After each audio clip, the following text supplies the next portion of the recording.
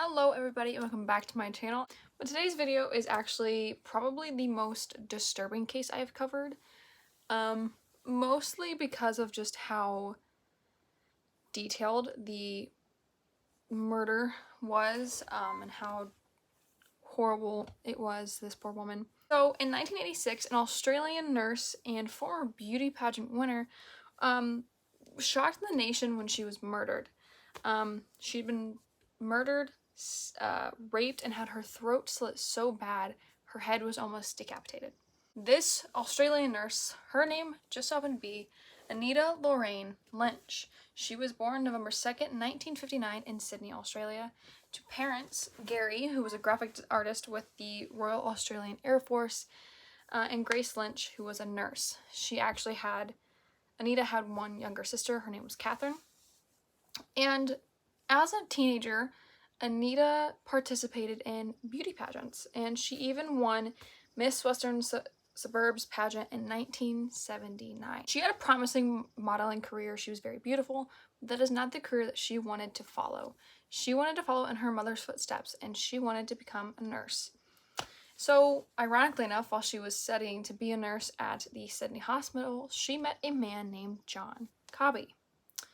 So the two of them fell in love, and in 1982, they actually got married. And at the time of Anita's murder, her and her husband John were separated, and she was living with her parents in Blacktown, New South Wales. According to her husband, they were actually going to reconcile before she was murdered. They had planned to get back together, work on their marriage, but that didn't work out. So before we get to when she was murdered, we have to understand her commute to and from work. So Anita worked in a hospital and commuted daily from her parents' house in Blacktown. On the day that she was murdered, or the day she was abducted more than anything, she finished work at the hospital around 3 p.m. and met her friends for dinner in a nearby Redfern, which is a city inside of Sydney. So after dinner with her friends, Anita would catch a train from Central Railway Station to Blacktown Station. So once she arrived in Blacktown, she would usually call her father, who would come to pick her up. But on the day that she went missing, Anita actually didn't call her father to pick her up, because she most likely decided to walk home after finding out that the phone wasn't working and that there were no taxis around and or available. Only 2 witnesses would see Anita leave the train station, and on her walk home, Anita was walking home, like I just said, from the station along Newton Road in Blacktown around 10 p.m. At this moment, a gang of about 5 men drove up beside her and stopped their stolen HT Holden Kingswood. 2 of the 5 men would jump out and drag Anita into the vehicle. Anita screamed and she kicked, and this actually caught the attention of a 16-year-old boy, his younger sister, and their mother. They were inside their house when it happened, and hearing Anita scream, they actually ran outside to see what was happening, and they saw Anita being dragged into the vehicle, and the 16-year-old boy ran across the street to help Anita, but it was too late, because by the time he even made it across the street, they were all in the car and driving off. When he ran back across the street to his house, this 16-year-old boy called the police, and he immediately detailed what he had seen. And a few minutes later, their neighbor, the 16-year-old boy's neighbor, and his girlfriend arrived home and were told of the abduction. They then decided to hop back in their car and drive off in search of the HT Holden Kingswood that had been stolen and that the 16-year-old boy had seen Anita be dragged into. So this couple eventually drove down Rain Road, which is now known as Peter Brook Drive, Prospect, and stopped by the now empty Holden, where the male used a flashlight to search the adjacent paddock. He saw nothing, and he believed he was looking for a different model of the car that Anita had been dragged into, and he returned home with his girlfriend. Back to Anita, once Anita was in the car, her abductors had ordered her to strip. They told her, "You need to take your clothes off now," and she refused, and she begged her attackers to let her go, saying that she was married and also on her period. This would result in her attackers repeatedly punching Anita. They broke her nose and both of her cheekbones. They then forced her to perform oral sex on them.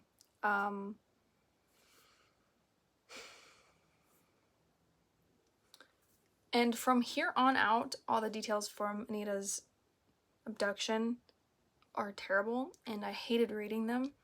And I feel so sorry for this poor woman and for her family who later found out about this. So after they forced Anita to give them oral sex, they actually drove to a gas station to fill the tank in their car with money they had stolen from Anita's purse.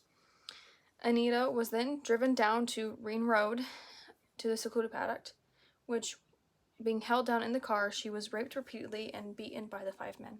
Keep in mind, while she is being raped and all that, that boy and that man and his girlfriend are actually searching for her in the adjacent paddock.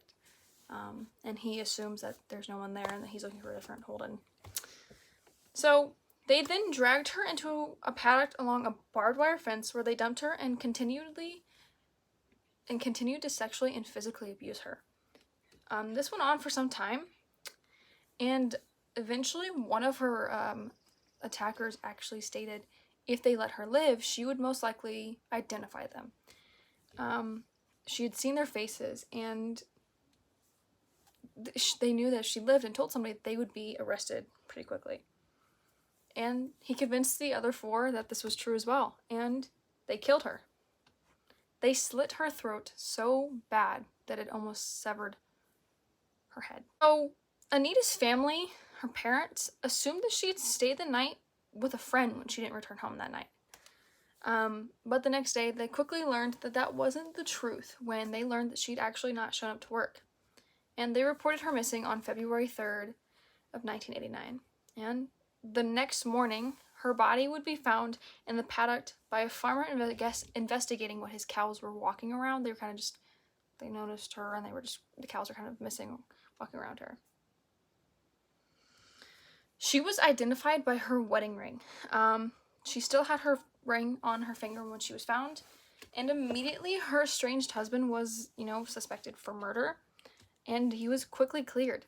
The Australian public, the public immediately was angry. They were angered at the details that had come out of Anita's murder. Because on February 6th, the NSW state government posted a $50,000 reward for information leading to the capture of Anita's killers. That same day, a radio host, John Laws, obtained a leaked copy of Anita's autopsy report, and he read it on air that morning. And ironically enough, in an interview in 2016, he said that he did it because the general public ought to know, and that it incited anger in the public that murders like this were happening, and they weren't even being given the full details. 3 days after the reading of her autopsy report, the police reenacted Anita's movements that night, in hoping of jogging the memories of travelers or other people who had most likely seen Anita that night. Constable Debbie Wallace wore similar clothing to Anita and traveled the 9:12 p.m. train to Blacktown. Detectives interviewed the passengers and showed them pictures of Anita while Debbie walked the length of the train. That really didn't kind of do anything, but a police informant actually gave them a tip in regarding of the stolen Holden Kingswood that the 16-year-old boy had said he'd seen. So this instated that the police would start looking for a man named John Travers, a man named Michael Murdoch, and brothers Les, Michael, and Gary Murphy. And after some time, the police discovered that they all had a history of violence, and John Travers had a reputation for carrying a knife. So on February 21st, 1989, police arrested John Travers and Michael Murdoch at the home of John's uncle and Les Murphy. Okay, so on February 21st, police arrested John Travers and Michael Murdoch at the home of John's uncle, and Les Murphy was arrested at John Travers' home. Michael Murdoch and Les Murphy were charged with offenses relating to stolen cars and released on police bail, while John, who had admitted that he stole the car, made conflicting statements about the murder and was detained in police custody. So this guy was like, yeah, I stole his car, and then they started asking him questions about the murder, and he was like, well, this is what happened. Oh, no, this is what happened that night. And then they just kind of detained him. So while he was in custody, John Travers decided to ask if he could phone a friend so that she could bring him cigarettes. The number of this friend was handed to the investigating police, who contacted this friend. The woman that he had called was actually John's own aunt, and she was dubbed Miss X. The police had asked her to help with the investigation, and she agreed. She met with an officer and gave him details about John's background. So, ironically enough, Miss X was actually sent back to talk to John, and she agreed to hide a recording microphone in her bra, and was able to obtain a confession from John. So, Miss X later went on to Michael Murdoch's house with the device still in her bra, and captured his statement on the recording device as well. Eventually, the 5 men were arrested and charged with murder. Police were praised for their quick response in capturing all the suspects. So, in total, the public were kind of praising the police, because in total, from the night that, or the day that Anita was reported missing until the day that her murderers were arrested, was 22 days. So, ironically enough, the 5 men who were charged all later pled guilty or were convicted of the murder. And in total, all 5 men had over 50 prior convictions for offenses including armed robbery, assault, larceny, car theft, breaking and entering, drug use, escaping lawful custody, and receiving stolen goods, and rape. So, John Travers was considered kind of the ringleader of this gang. He was kind of like the one they listened to the most. He was raised in poverty in Blacktown, and he was the oldest of 8 children. That is quite a lot of children. And by the age of 14, he was already an alcoholic and was expelled from high school during his sophomore year for being continuously disruptive. So beyond his schooling, John really didn't hold down a few jobs, and he couldn't land a job. He only had a few. And he relied heavily on unemployment benefits as a source of income. He was eventually committed to the Boys Town. This is a juvenile detention center, and he was sent there by his mother. And in 1981, his father, who he never really had a close relationship with, left the family. And so he was the man of the house, and he found it very difficult to support the family. So John relied on crime, basically, to provide food. And he did this by stealing animals such as chickens and ducks from nearby households. John's mother would eventually grow very sick, and at this point, him and his siblings were sent to live in foster homes while she was hospitalized. John had a history of violent sexual behavior and bestiality. Witnesses have recounted that on several occasions, he had brought a live sheep for a barbecue, slit the animal's throat while he sodomized it, before roasting its dead body on the spit. That is, I've researched so many cases and so many killers, and that one sickens me to know that he had that and nobody thought to be like, there's something wrong with this guy. So Michael Murdoch was actually a childhood friend and a criminal associate of John Travers. He actually spent a good part of his childhood in juvenile prisons, where he experienced sexual assault. He was known to have written to politicians during this period of imprisonment, seeking protection from these assaults. You know, he was just kind of writing to politicians being like, hey man, I would like to get out of here, I'm being sexually assaulted, blah, blah, blah. So the Murphy brothers, there were 3 of them, Michael, Gary, and Les, were from a family of 9 children. Michael was the oldest of the 9 children and was 33 at the time of his arrest. He was sent to live with his grandmother when he was 12 years old. Gary was 28. He had a hearing impairment, so he couldn't really hear very well. And this affected his schooling, and he actually left school to seek early work in his life. He was noted as being an able and willing worker before the crimes he committed. Gary's strong interest in cars left him to several car theft-related charges in the years preceding the murder. He was also known to have a very violent temper. Les was actually 22 at the time, and he was the youngest of the Murphy kids. He was known for having the worst temperament. He had faced children's court on many occasions for a number of theft-related offenses before being accused of Anita's murder. So, the murder trial for Anita Cobby actually started in Sydney on March 16th, 1987. And before proceedings even began for the trial, John changed his plea to guilty. And The Sun, which is a really big news article place that we all know, they most notably made headlines recently for saying that they were going to out Rebel Wilson before she could out herself, published a front page story the day the trial began, carrying the headline, Anita Murder Man Guilty, and alongside it was a picture of John. I want to state really quick, editing, Sarah, when you're editing this video, I want you to put in which guy it is that pisses his pants when he's arrested. Because I read that somewhere and I thought that was so funny. I want to keep this clip in because I want you guys to know my reaction to this was funny. He pissed his pants when he was arrested. I don't remember which one it is, so editing Sarah is going to put it in for you guys. So back to the news story of John Travers. The news story also referred to Michael Murphy as an unemployed prison escapee. He had no fixed address, and another paper detailed Michael's criminal convictions and his recent escape from Silverwater Correctional Center, where he was serving a 25-year sentence for a string of burglaries and thefts. The jury was discharged due to the potentially prejudice. Basically, the information published about him would kind of not make sense, and they would probably push a narrative. So, what I'm about to read is very triggering. When I read this, I ironically enough read it to my friend Shelby. I literally was researching this, and I was like, I just told her, I was like, this is what this poor woman went through. You are about to hear what the medical examiner's report said happened to Anita in the time that she was with the 5 men.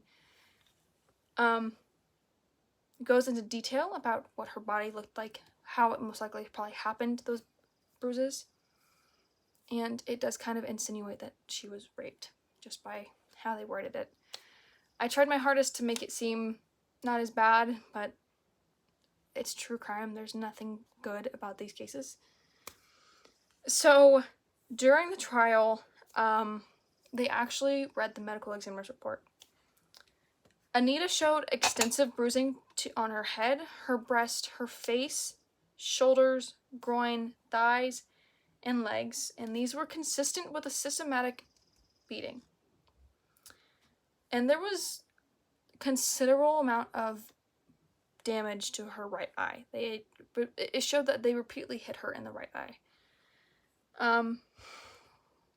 She had lacerations on her hips, thighs, and legs from the barbed wire. Several cuts to her neck, resulting in the severing of her ear and her windpipe and her near decapitation. And many cuts to her fingers and her hands. These actually resulted in the near severing of 3 of her fingers. And this likely occurred when she raised her hands to protect her face from being cut by the knife. The medical examiner later testified in the trial that Anita would have died within 2 minutes of her throat being slit. Apart from her throat, her hands, that was about the only part that had been mutilated with the knife. There had been no attack with the knife on her stomach or genitals, and her shoulders hadn't been dislocated. There were just lacerations from them throwing her on the barbed wire. This trial went on for 54 days, with the men's defense relying heavily on convincing the jury of their minimal involvement in the beating and murder of Anita Cobby. And on June 10th, 1987, all 5 men were found guilty of sexual assault and murder. And 6 days later, they were each sentenced in the Supreme Court of New South Wales to life imprisonment plus additional time without the possibility of parole. So, Justice Alan Maxwell described the crime as one of the most horrifying physical and sexual assaults. This was a calculated killing done in cold blood.